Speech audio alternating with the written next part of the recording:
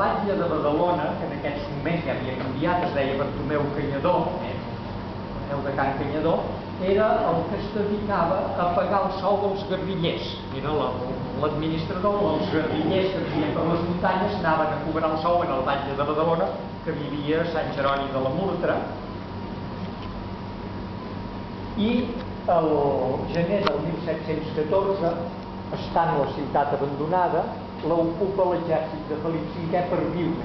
És a dir, ens convertim, les nostres cases es converteixen en una caserna de l'exèrcit de Felip V. Diu que aquí no hi viu ningú, doncs ho ocupem nosaltres. S'apoderen de les cases i es queden ells aquí. Queda la vila en mans de l'enemic i diu que dormen els llits dels nostres avantpassats, no? I s'instal·la.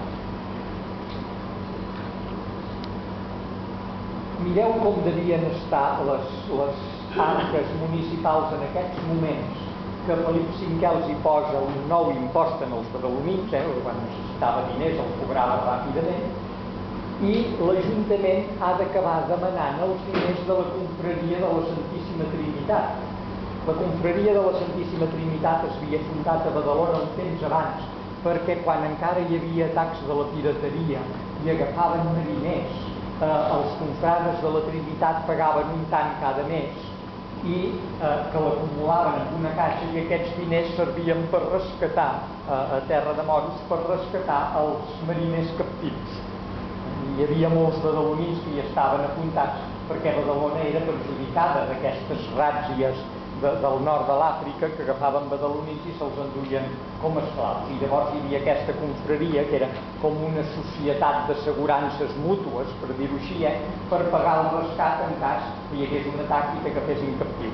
Doncs l'Ajuntament estava tan malament que van haver de pagar amb els diners de la confraria, però com que al cap de poc es va acabar la guerra i l'Ajuntament aquell va desaparèixer i va entrar el nou Ajuntament, la pobra confraria es va quedar sense diners i van haver de plegar. És a dir, que entre altres coses Felip V va acabar amb la confraria de la Santíssima Trinitat de Badalona.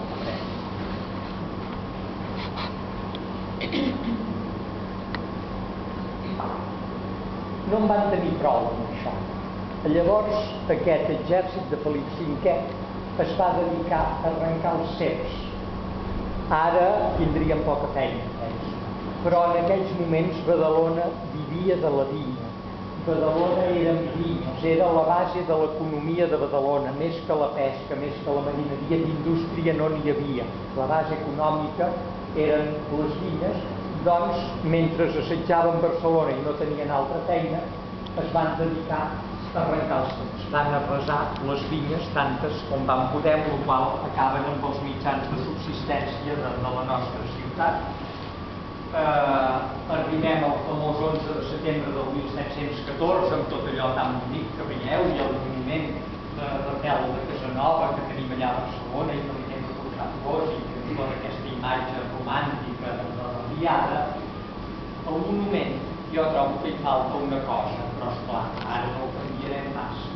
Vosaltres tots heu vist processons que s'hi porten banderes, i bé, els que sou grans, això ho sabeu més que de sobres, que esclar, nosaltres el que porta la bandera, però els cordonistes, això de ser cordonista, que espia ser cordonista. Bé, doncs la bandera de Santa Eulàlia i aquesta que n'arrugava en Rafael Casanova també tenia els seus cordonistes, que no els tenim en el monument, però que hi haurien de ser perquè un dels dos cordonistes era badaloní, era Josep dels Aranda Tinós de la Torre Vella, és a dir, que quan cal ferit Rafael Casanova ens hi falta el badaloní aguantant el cordó de la bandera perquè hi era. Us ho explico, perquè aquí queda bé.